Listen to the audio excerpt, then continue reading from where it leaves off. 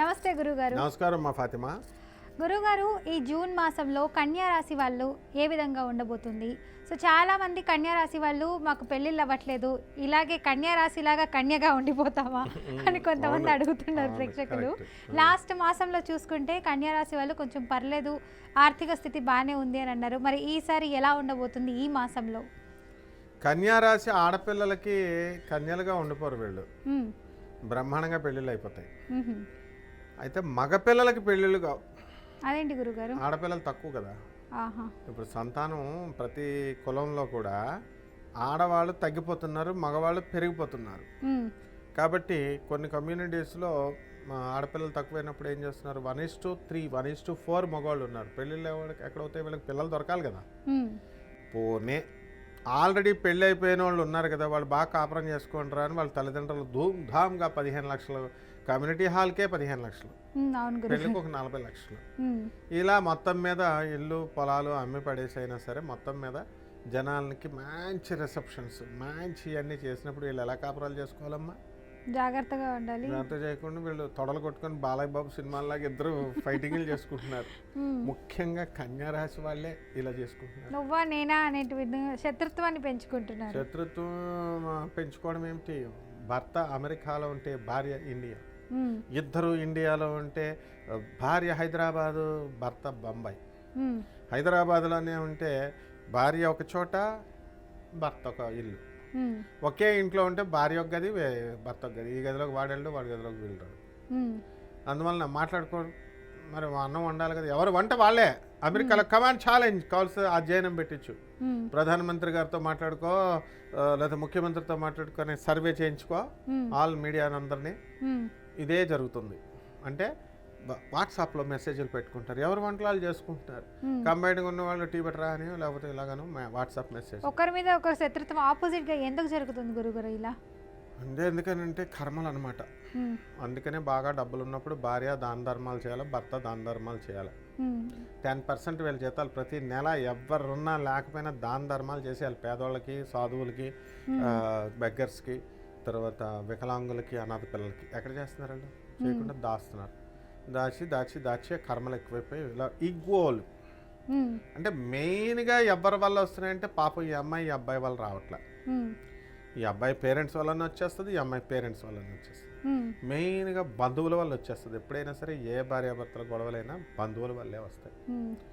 అందువలన ఎప్పుడు చరిత్ర ప్రారంభమైన దగ్గర నుంచి నువ్వు ఎక్కడన్నా తీసుకో, లైలా మజ్ను, తర్వాత మన తాజ్మహల్ కట్టినటువంటి షాజహాన్ ముంతాజ్, వాళ్ళ మధ్య ఏం కూడా ఫైటింగ్స్ లేవు. ఎవర్రా అంటే మొత్తం మీద అటు పేరెంట్స్ ఇటు పేరెంట్స్ విడదీసి, దేవదాసు పారు, అటు పేరెంట్స్ ఇటు పేరెంట్స్ ఎవరో ఒకరు విలన్స్. హాయిగా కాపురాలు చేసుకునే వాళ్ళని వదిలేయచ్చు కదా. ఏం కూర ఉండవమ్మాయి అని అడుగుతుంది వాళ్ళమ్మ. ఫోన్ ఒకటి ఉంది కదా రోజు డైలీ. అసలు ఒక యావరేజ్గా నువ్వు ఒక సర్వే చేయి, యావరేజ్గా ఒక తల్లి ఒక కూతురికి ఎన్నిసార్లు మాట్లాడుతుంది రోజులో?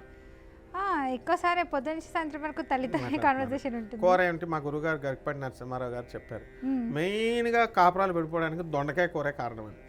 ఎందుకనంటే అమ్మాయిని అడుగుతారట తల్లి, ఏం కూర ఉండమంటే దొండకాయ. మళ్ళీ 2 రోజులు 4 రోజులు గ్యాప్ ఇచ్చిన తర్వాత మళ్ళీ తల్లి అడుగుద్ది, ఏం కూర ఉండమంటే రొటేషన్లో ఆ మధ్యలో వంకాయ, నెక్స్ట్ బీరకాయ, అవన్నీ వెళ్ళిపోతాయి. మళ్ళీ ఆ తల్లి ఫోన్ చేసినప్పుడు మళ్ళీ దొండకాయ వస్తుంది. మళ్ళీ అనదర్ గుమ్మడికాయ ఇవన్నీ వండేసిన మళ్ళీ నెక్స్ట్ రౌండ్ ఒకసారి కాల్ చేసినప్పుడు ఒకటే ఐటమ్. ఏంటి నీకు దొండకాయ పెడతారా రోజు? దొండకాయనా? పాదింట్లో ఉంది కదా అని మా అమ్మాయిని దొండకాయలు పెట్టి చంపేస్తున్నాడని చెప్పేసి అమ్మాయికి ఇచ్చేస్తే, ఈ పిచ్చి అమ్మాయి నిజమనుకొని భర్త మీద ఎనిమిటీ పెట్టేసుకుని డైవర్స్ ఇచ్చేస్తుంది. అయ్యయ్యో, దొండకాయ కూర వల్ల ఎంత ప్రమాదమో తెలుసా ఫాతిమా? ఇంతకు ముందు ఒక మహాకవి పాఠం రాశాడు, ఇంత ప్రమాదం మరి ఒక పెద్ద గ్రంథం రాశాడు, గ్రామర్. మహాపండితులకి అర్థం కాక వాళ్ళ తల్లికి సలహా ఇస్తారు వీళ్ళు. ఏంటమ్మా మీ అబ్బాయి ఎంత పెద్ద పుస్తకం రాస్తే ఎవరికి అర్థం కావట్లేదంటే, దొండకాయ కూర రోజు వండి పెట్టి అన్నారు. రోజు వండి పెట్టిన తర్వాత ఆయనకి శుభ్రంగా తినేసిన తర్వాత పద్యం రాస్తే అప్పుడు అర్థమైంది ఏమిటి, దొండకాయ వల్ల మెమరీ పవర్ తగ్గుద్ది అనమాట. అప్పుడు రాసింది జనంకి ఆయన పాండిత్యం అర్థమైంది, మామూలు గ్రంథం. అందువల్ల మహాపండితులందరికీ కూడా ఒకనొక సమయంలో శ్రీనాథుడు, పోతనామాచ్యుడు, శంకరాచార్యులు వారు వీళ్ళందరూ కూడా ఫస్ట్ లెవెల్లో రాసినప్పుడు ఎవరికి ఏం అర్థమయ్యే కాదు. దొండకాయ కూరలు పెట్టేసి వాళ్ళ అమ్మలు పెట్టేసిన తర్వాత సెకండ్ టైం రాసిన గ్రంథాలు ఇప్పుడు మనకి అర్థమవుతున్నాయి అన్నమాట. అంటే అంత పవర్ ఉంటుంది దొండకాయలో. కాబట్టి రైతులు కూడా దొండకాయలే పెంచుతారమ్మా కన్యా రాశి వాళ్ళంతా కూడా. ఇప్పుడు పోనీ ఇంకో పంట పండించవచ్చు కదా. అలాగే శని సప్తమ స్థానంలో కూర్చున్నాడు. సప్తమ స్థానంలో శని కూర్చున్నప్పుడు కళత్రపుత్ర శత్రుత్వ కారణాయన మహా అన్నాడు. పిల్లలకి తల్లితో ఎక్కడైనా శత్రుత్వం వస్తుందా? ఉండదు. ఎందుకు? ఎక్కడ వస్తుంది? తిండి దగ్గర వస్తుంది. మమ్మీ నాకేం చికెన్ కావాలంటే ఈమె దొండకాయ కూర వండుద్దమ్మా. అలాగే భర్త అలసిపోయి వచ్చాను నేను, కమాన్ చికెన్ మటన్ అంటాడు. ఏం కూర వండామంటే దొండకాయ కూర.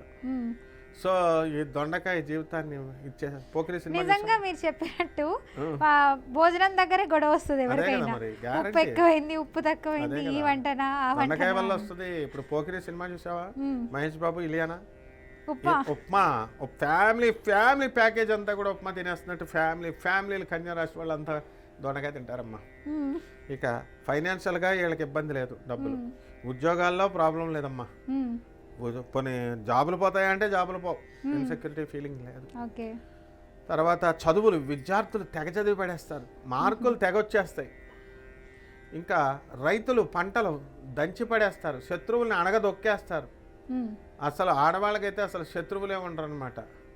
అసలు ఫోన్లు భర్త గిఫ్ట్ల కింద దొండకాయ కూర వండేందుకు ఒక సెల్ ఫోన్ ఐఫోన్ కొనిస్తాడు వండినందుకు. ఎందుకని అమ్మ నెక్స్ట్ నెల నుంచి వండకమ్మా అని దండం పెట్టడానికి ఐఫోన్ ఇచ్చి కాకపడతాడు భర్త.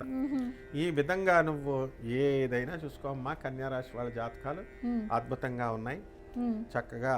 సో వీళ్ళు భార్యాభర్తలు ఒకరి మీద ఆపోజిట్ రియాక్షన్లో ఉంటున్నారు, నువ్వా నేనా అని. సో ఇలాంటి ప్రాబ్లమ్స్ లేకుండా వాళ్ళిద్దరు హ్యాపీగా ఉండాలంటే ఎలాంటి పరిహారాలు చేస్తే వాళ్ళకు మానసిక ఒత్తిడి లేకుండా ఉండడానికి ఎలాంటి పరిహారాలు చేస్తే మంచిది గురువుగారు చెప్పేయండి. శుక్రుడు సినిమాకి వెళ్తే భర్త టేపు భార్య టేపు కూర్చుంటారు. ఆ సినిమాకి వెళ్తానంటే ఈ సినిమాని భర్త అంటాడు. మెయిన్ శుక్రుడు అమ్మ. అందుకే శుక్ర జపం చేసుకోవాలా, శుక్ర స్తోత్రాలు చదవాలా, శుక్రుడికి కిలోంపావు బొబ్బర్లని, తర్వాత బొబ్బర్లని తెలుపు రంగు వస్త్రాలను ఇచ్చి పేద బ్రాహ్మణులకి మనకి శుక్రవారం నాడు ఉదయం 6 గంటలకు దానం చేయాలి.